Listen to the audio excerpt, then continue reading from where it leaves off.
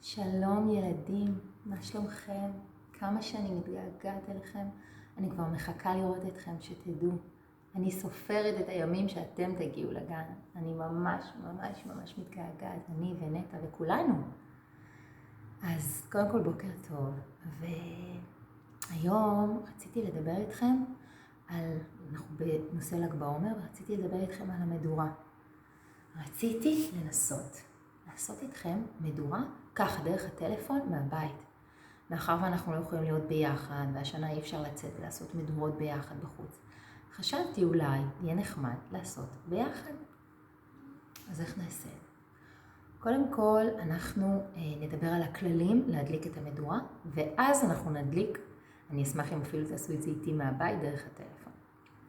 אז אני מקווה שקצת חשבתם מה דליק ומה לא. אולי חשבתם ביחד עם אמא, אולי עם אבא, וחיפשתם כל מיני פריטים מעץ. והיום אני רוצה שנחשוב איזה כללים יעזרו לנו להדליק מדורה בטוחה, מבלי לפגוע בצומח, בחי. אתם זוכרים, דיברנו גם על הסכנות של האש. אני חושבת שהכלל הראשון זה קודם כל להדליק את המדורה במקום בטוח ולא מסוכן. אז מה אתם חושבים? להדליק ליד עמודי חשמל זה יהיה נכון? זה יהיה בטוח? נכון, אתם צודקים, זה יהיה ממש מסוכן. אנחנו לא נדליק מדורה בקרבה לעמודי חשמל. ברחוב יש הרבה כאלו ליד הכביש, ולכן כדאי שנתרחק קצת. גם לא בדשא. כי אם בדקתם, אז אולי אתם כבר יודעים, הדשא, לא, אם בדקתם עם המשפחה אני מתכוונת, הדשא הוא דליק, אז מאוד חשוב לא לעשות מדורה בדשא. איפה אפשר? אולי בחול? מה אתם אומרים? החול הוא דליק? החול הוא לא דליק. החול הוא אפילו יכול לעזור לנו בסוף, כשאנחנו מסיימים את המדורה ואנחנו רוצים לכבות אותה, אפשר לכבות אותה עם חול, גם עם מים. אז רצוי לעשות את המדורה על החול. מה עוד אפשר ככה לחשוב שנעשה בטוח את המדורה שלנו? רצוי אולי, אם אתם רוצים לעשות מדורה, שיהיה לידכם מבוגר, נכון? ילדים לבד לא יעשו מדורה, כי זה מסוכן, האש היא מסוכנת. מה עוד? אולי לשמור דלי של מים, כשנרצה לכבות את המדורה, עם מים, עם חול. כמובן שאתם תעזרו בהורים, כי רק ההורים יכולים להדליק ולכבות את המדורה. בגיל שלכם אתם עוד לא יכולים, למרות שאתם מאוד עצמאים. אבל עם האש אנחנו אף פעם לא משחקים. מאוד חשוב להתרחק מהאש. אתם יודעים, אנחנו נבנה את האש, ואנחנו נבנה את המדורה ביחד, ואתם תעזרו לי לחשוב מה אנחנו עושים כדי שהמדורה שלנו תהיה הכי בטוחה, וגם נהנה בה כל כך כשהיא בטוחה. אני רוצה להראות לכם תמונה של ילדים שעשו מדורה. אתם רואים? היא גדולה, האש גדולה, הלהבה. הקרשים אפשר לראות כמה הם גבוהים, גדולים, עבים, ושימו לב איפה הילדים יושבים. הם יושבים רחוק מהאש. אף אחד לא מתקרב. שימו לב איך הם יושבים רחוק. כמובן שיש איתם מבוגרים שדואגים להם ושומרים עליהם. יש כאן עוד תמונה שהיא דווקא ביום ולא בלילה. וכאן יש תלמידי בית ספר שגם יושבים, עושים מדורה. ושימו לב מה יש מסביב למדורה, כי הם יושבים קצת יותר קרוב אם אתם שמים לב, ומאוד חשוב לשמור על מרחק. אבל מה הם עשו? הם הניחו אבנים גדולות מסביב למדורה, כדי שהאש לא תגיע אליהם. אתם זוכרים ששאלתי אתכם מה אתם חושבים על לבנים? אם זה דליק או לא דליק? אז לא, זה לא דליק. כמו הלבנים שיש לנו בבית, הקירות. יש גם בתים מעץ, כמו שהראיתי לכם בתמונה, שזה דליק. אז אנחנו ראינו שתי תמונות של מדורות שהן בטוחות, אוקיי? אני הייתי ממליצה אפילו לשבת קצת יותר רחוק מהאש, גם כשיש אבנים. מאוד מאוד חשוב לשמור על מרחק. אז בואו נדמיין שעכשיו אתם איתי ביחד בגן, ואנחנו עושים מפגש כזה, שמסיבת ל"ג בעומר, ואנחנו עושים מדורה ביחד, כמו שאני עושה כל שנה. בואו נדמיין. אז אם הייתם פה עכשיו, אז הייתי מבקשת מכם להכין את המדורה לפני שאנחנו מדליקים אותה. ויש לנו כאן, אני אעשה אתכם סיבוב ואני אראה לכם רגע. הנה, יש לנו פה כל מיני עזרים למדורה. יש לנו קרשים, שימו לב, יש קרשים יותר עבים, יש קרשים יותר צרים, אתם רואים? דקים, קטנים, קצרים, ארוכים. כאן, בתוך הקופסה, יש, יש אבנים. אוקיי? אני עשיתי את כל הקוביות האלו, הפכתי אותם לאבנים, כדי שאנחנו נניח אותם מסביב למדורה שלנו. ופה יש כל מיני סוגים של להבות. שימו לב, יש כאן להבה קטנה, צהובה. צהובה זה אומר שהאש לא ממש חמה עדיין, נכון? והיא שקטה, היא עומדת. יש להבה שיותר משתוללת, יותר סוערת. יש להבה כזו, יותר רכה, עדינה, נעימה. יש לנו פה, אני מניחה שאתם כבר יודעים מה זה, בטטות, תפוחי אדמה, שעטפתי בנייר כסף, האמת שלא באמת תפוחי אדמה. יש כאן עיתונים, כמובן שימוש חוזר בחומרים, עטפתי אותם באמת עם ילדים, לא מהגן שלנו, ילדים שהיו לפני כמה שנים אצלי בגן, ואפשר להכניס את תפוח אדמה לשיפונים. ויש כאן מרשמלו, ורוד ולבן. טוב, אז עכשיו, אחרי שהראיתי לכם את העזרים למדורה שלנו, אנחנו נתחיל, אוקיי? מוכנים? אז אם הייתם פה, הייתי מזמינה כל פעם ילד אחר, והייתי משחקת משחק כזה של זיכרון. למשל, הייתי אומרת, אני רוצה שתביא לי קרש אחד קצר ושני קרשים ארוכים. בואו נראה. הפעם אני עושה הכל, ואני אשמח שתעשו איתי מהבית כאילו או אחר כך תעשו. אז קרש אחד קצר ושני קרשים ארוכים. יש לנו קרשים מספוג ומקרטון, ואני בוחרת להביא מספוג. אוקיי. אז הנה המדורה, אנחנו מתחילים מהקרשים, אוקיי? המדורה שלנו, בואו נדמיין שהיא על חול. ועכשיו, אם הייתם לידי, אז הייתי מזמינה עוד ילד, והייתי אומרת לו, כל פעם הייתי משנה את הרמה של המשימות. פעם קל ופעם קשה. אז הייתי מזמינה ילד ואומרת לו, תביא בבקשה 3 קרשים ארוכים, פחות 1, אוקיי? ואז הילד היה הולך לקרשים הארוכים, ואלה הכי ארוכים האלה, אתם רואה? אז הייתי אוספת 3, ואז הייתי מורדה 1. אז בעצם זה 2. אוקיי? ומניחים את הקרשים אחד על השני. ואני מזמינה עוד ילד, תביא לי בבקשה קרש קצר, 2 קרשים בינוניים וקרש 1 ארוך. אוקיי.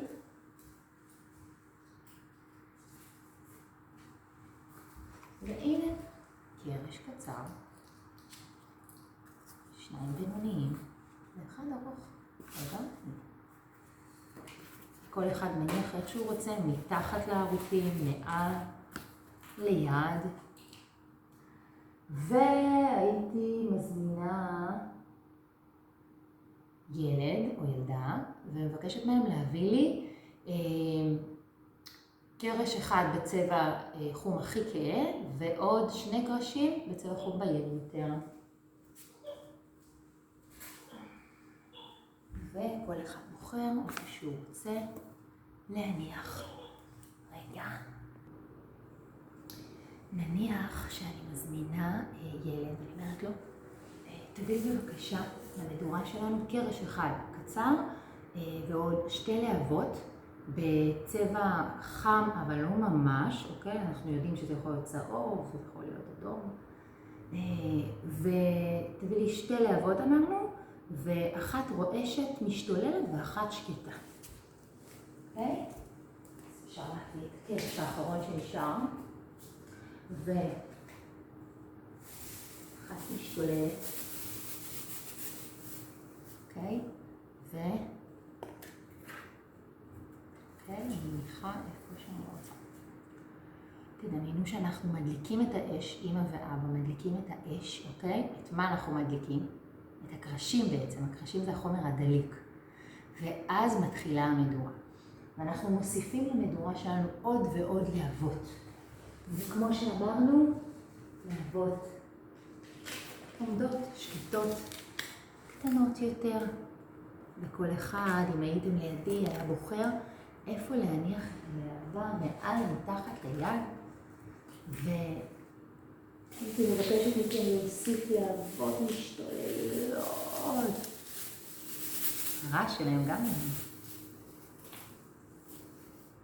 והייתי מבקשת גם להבות. תראו, יש לנו פה צבע אפילו סגול. זוכרים שאמרתי לכם שיכול להיות גם צבע סגול במדורה? אז הנה סגול, זה צבע החציל, וכל צבע יש כמעט. צבע השמש, והתפוז, והעגבניה. וואו, יש לנו כאן, תכף נראה לכם את המדורה מלמעלה, כי המדורה כבר גדולה. אני יכולה לדמיין שאני עושה לכם את המדורה. הנה, וואו, איזו מדורה. אני אראה לכם אותה מלמעלה, אוקיי? הנה, אתם מצליחים לראות? אפשר לראות את הקרשים ואפשר לראות את הלהבות, כל מיני סוגים של להבות. ועכשיו, בואו נראה לכם אותה מלמעלה. הנה. ועכשיו מה שהייתי רוצה, רגע,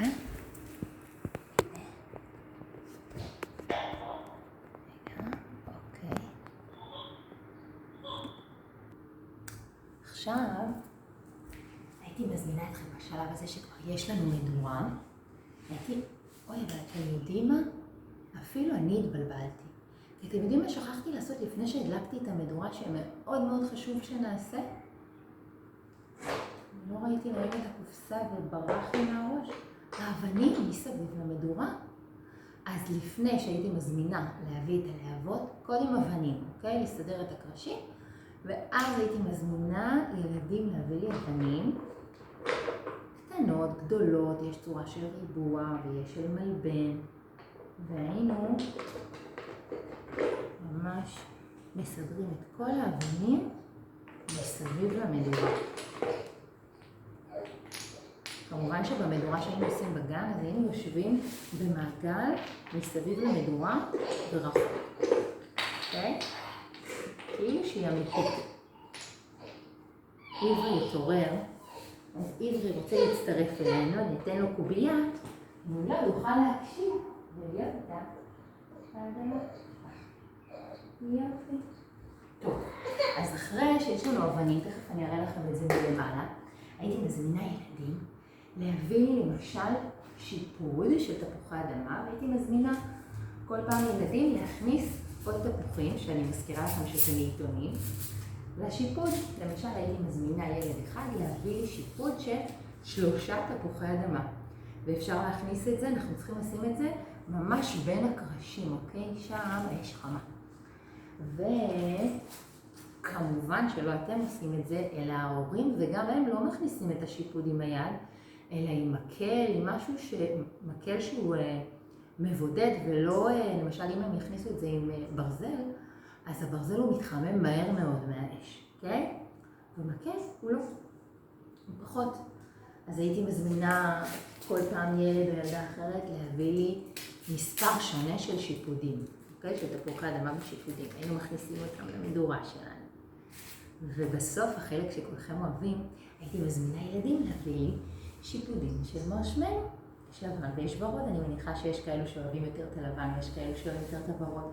אולי יש ילדים שלא אוהבים בכלל מרשמלו.